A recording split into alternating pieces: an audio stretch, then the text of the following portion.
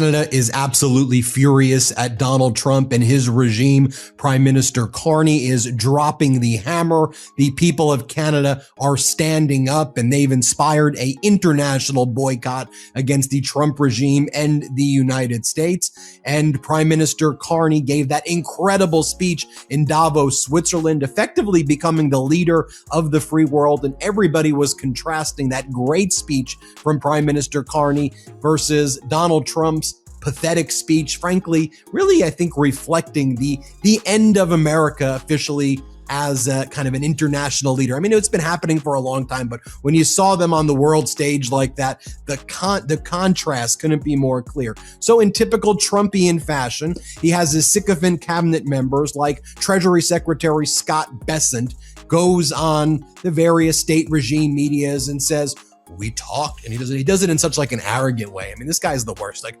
we spoke to Prime Minister Carney, and Prime Minister Carney told us that he was deeply sorry for what happened in Davos, and he apologized profusely to us. And so we'll have to determine if we're going to accept his apology or not. And I was like, there's no way this happened.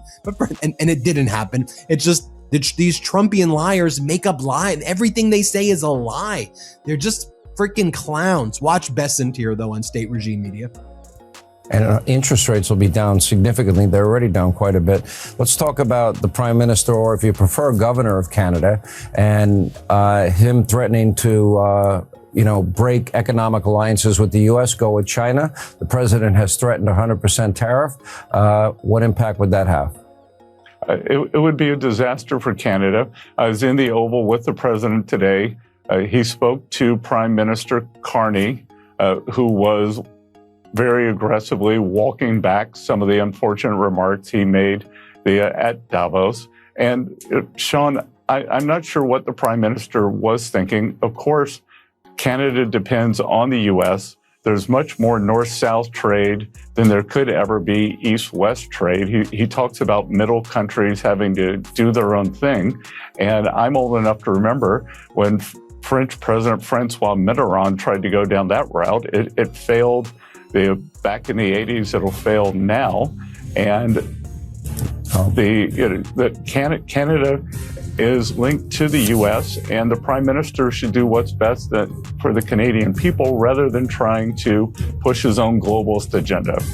Push his own globalist agenda. Then you had Hannity say, or should we call him governor? I mean, these are the biggest clown, fascist, bad actors that there are. No wonder Canada is furious and saying bye-bye. Well, let's get Prime Minister Carney's side of it.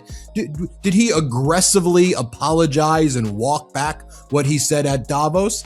Because who do we trust? A regime that lies every single day, or Prime Minister Carney, who has demonstrated credibility and accuracy? Let's watch what Carney says. Let's play it. But to be absolutely clear, and I said this to the president, I meant what I said.